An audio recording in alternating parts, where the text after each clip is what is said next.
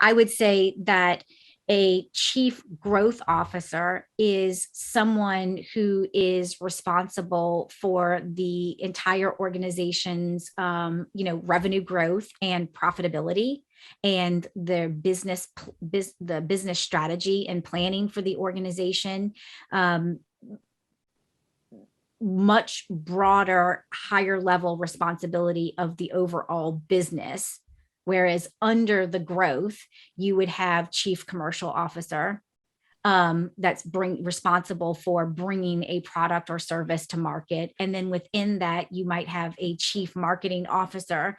And I say it almost thinking of it like a hierarchy. Obviously, those are all C-suite, so they're all equal and lateral positions. But as we're thinking about areas of responsibility, you could almost think of it as like the Russian doll.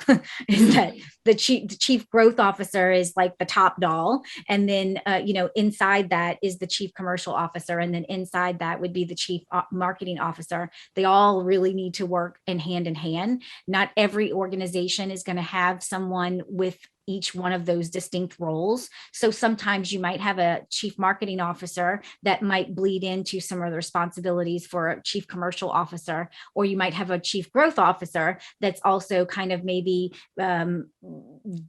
doing a little bit of more of the promotion side. So sometimes it has to do with the team dynamics. A lot of times it also has to do with passions. I'm a chief growth officer, but I just really love branding. So I'm going to get my, hands into what the CMO is doing around, branding, because it's just a passion of mine. So 3 distinct roles, 3 distinct functions within the company.